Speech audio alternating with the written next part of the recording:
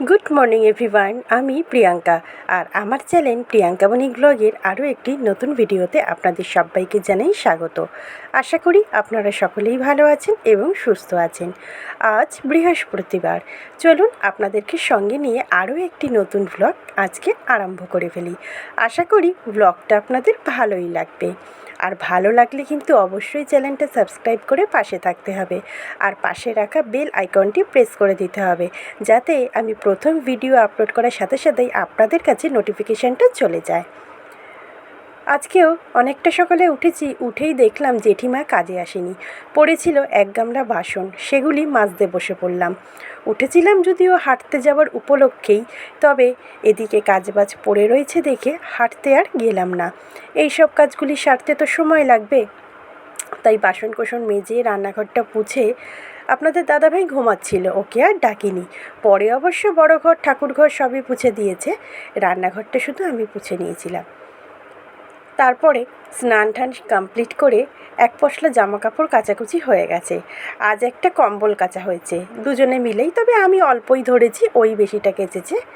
তারপরে স্নান টান কমপ্লিট করে যা গরমটা পড়েছে, ভাবলাম বেলায় তো রান্না করতে আমার একদমই ইচ্ছা করে না, তার চেয়ে বরং সকালেই রান্নাটা সেরে ফেলি। রান্নার পর আরও একবার স্নান করে তারপরেই নয় পুজোটা দেবো, বৃহস্পতিবার ঘট বসাবো। তো সেই কারণে চলুন রান্নাবান্নাটা আগে সেরে ফেলি। প্রথমে পটলটা ভেজে নিলাম। ভাতটা কিন্তু হয়ে গেছে, আপনারা অবশ্য খেয়াল করে দেখবেন যে ভাতের ডেচকিটা কিন্তু বেসিনে উপর করা ছিল। আর এখন পটলটা ভেজে তুলে রেখে ডালটা সম্বাদ দিয়ে দিয়েছি। তবে আজ করেছি কিন্তু একটা কাণ্ড, বাঙাল হয়ে ঘটি বাড়ির রান্নাবান্না। তবে বিউলির ডাল হলে পুরোটাই কমপ্লিট হয়ে যেত, মোটমাট 16 কলা পূর্ণ হতো। বিউলির ডালটা ছিল না ঘরে, তাই মুসুর ডালই করেছি চাল কুমড়ো দিয়ে। চাল কুমড়োর ডালে জানেন তো এরকমভাবে শুকনো লঙ্কা আর একটু রাঁধুনিটা হাতে প্রেস করে দেবেন, তাহলে কিন্তু স্মেলটা খুব সুন্দর আসে। আর সামান্য একটুখানি আদা জিরে বাটা দিয়েছি, দিয়ে ডালটা দিয়ে দিলাম। ডালটা ফুটে যেতেই আমি একটুখানি ঘি ছড়িয়ে নামিয়ে নেব। ডালটা কিন্তু খেতে এত সুন্দর হয়, রঙটা দেখেছেন, দেখতেও যেরকম সুন্দর, খেতেও কিন্তু সেরকম সুন্দর হয়েছিল। ডালটা ফুটে উঠেছে আর আমি এখন অল্প একটু ঘি দিয়েছি, বেশি ঘি দেওয়ার দরকার নেই, মানে তরকারিতে যতটা পরিমাণ ঘি দেওয়া হয় তার থেকে খানিকটা কম। তো প্রথমেই বললাম যে বাঙাল হয়ে ঘটি বাড়ি রান্না করেছি।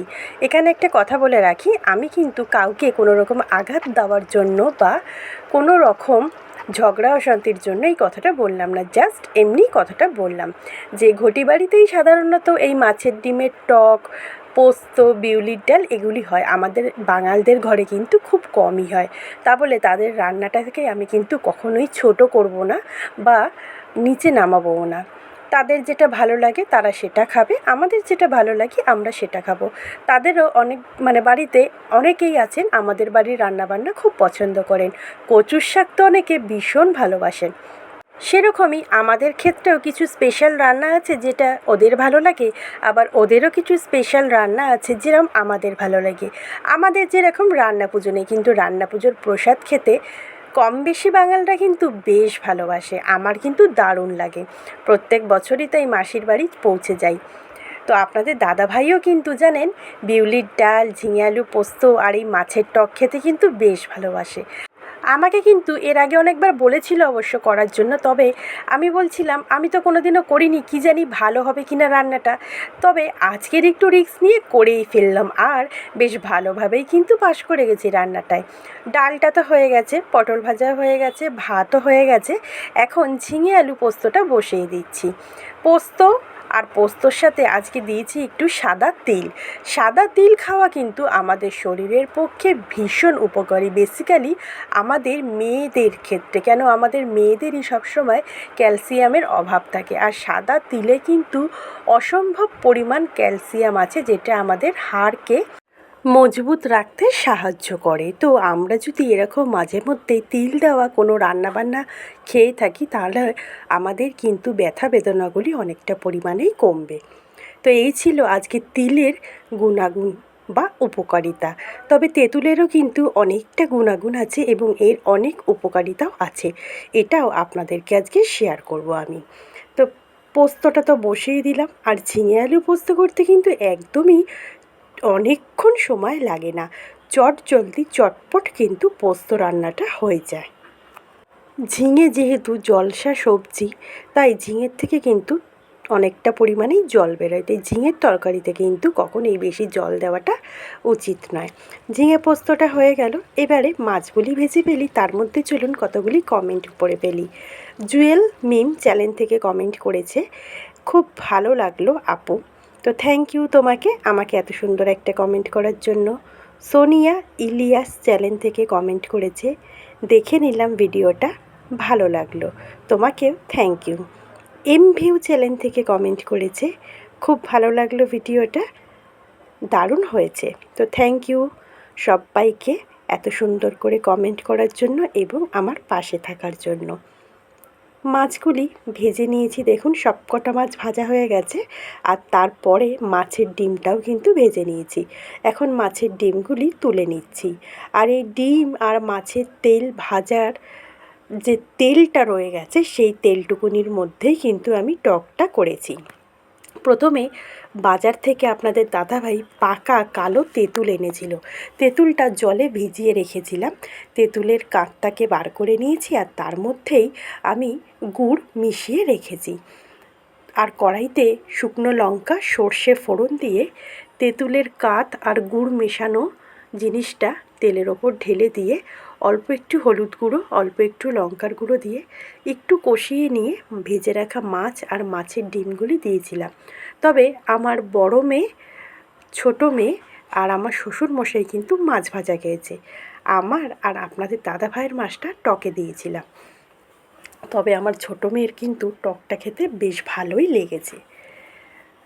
এবারে আপনাদেরকে বলি, তেঁতুলে, পাকা কালো তেঁতুলে কিন্তু আছে প্রচুর পরিমাণে অ্যান্টিঅক্সাইড।